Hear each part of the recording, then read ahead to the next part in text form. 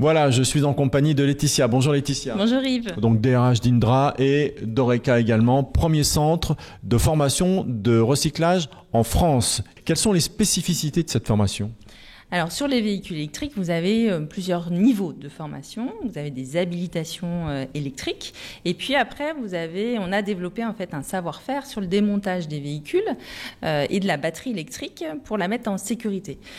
Quand vous êtes dans le recyclage automobile, vous avez des véhicules qui sont accidentés et selon où se place la batterie, vous pouvez pas opérer de la même façon. Donc vous avez des techniques, des méthodes et ça s'apprend notamment en formation avec nos experts. Après, il y a aussi des techniques pour bien démonter un véhicule, aller chercher plus de matière, puisque vous avez beaucoup de cuivre, par exemple, dans les véhicules.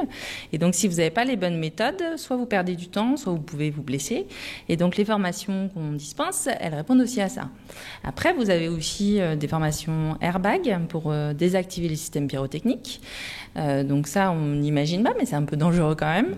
On embauche dans le recyclage automobile aujourd'hui ? Beaucoup. Oui, beaucoup. Il y a du boulot, allons-y. Et il y a peu de candidats. Hein, donc malheureusement, pourtant, ça participe quand même à quelque chose qui est assez noble. Hein, ça donne un sens en fait. Exactement. On est en recherche de sens, même quand on est dans le domaine du recyclage en France ? Oui. Ouais, oui. Quand même. Hein. Oui. Et puis, tout ce qui est toute la communication sur la pièce de réemploi, par exemple, ça nous aide en fait à donner aussi un peu de valeur ou de communiquer un peu plus sur le démontage automobile. Pièces de réemploi, c'est-à-dire que lorsque vous faites réparer votre voiture, normalement, vous devez avoir deux prix avec les pièces neuves et avec les pièces de réemploi. Exactement. Et donc, vous aussi, vous êtes sur ce marché-là.